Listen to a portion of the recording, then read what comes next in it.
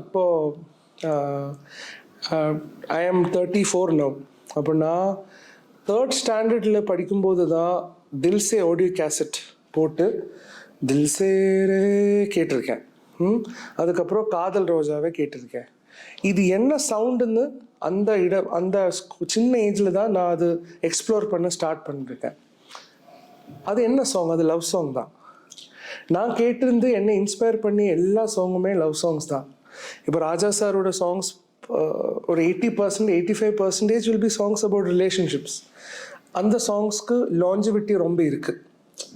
அது it's a psychological thing. இப்போ இந்த ஃபாஸ்ட் நம்பர்ஸ் இல்லைங்க ரேப் கல்ச்சர், கமர்ஷியல் சாங்ஸ் எல்லாருக்குமே அதோட ஒரு லாஞ்சிவிட்டி இருக்குது.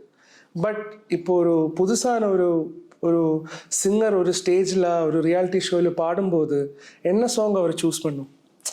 ஒன்றுங்கி ராஜா சார் சாங், இல்லையா ரஹ்மான் சாரோட சாங், இல்லையா ஒரு நல்ல மெலடி போடும். ஏதாச்சும் மெலடி சாங்க்கு அதோட ஒரு கிஃப்ட் இருக்குது. அது ஒரு இன்சைட் பிளெஸ்ஸிங் தான். மெலடி கேட்கும்போது நம்மளோட ஹார்ட்டு விரும்பும். அது ஒரு மேஜிக்.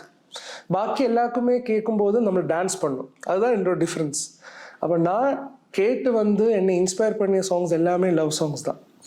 அது எவ்வளோ லவ் சாங்ஸ் எனக்கு தெரியாமல் எவ்வளோ என்னோட கையில் ஃபுல்லான ஆடியோ கேசட்ஸ் இருக்குது. ரஹ்மான் சாரோட, வித்யாசாகர் சாரோட. அப்போ எனக்கு இப்போ தோணுது அந்த லெகசி தான். நான் இப்போது அந்த ஜேர்னியில் தான் மெலடிஸ் க்ரியேட் பண்ணது, அந்த ஜேர்னியில் தான்.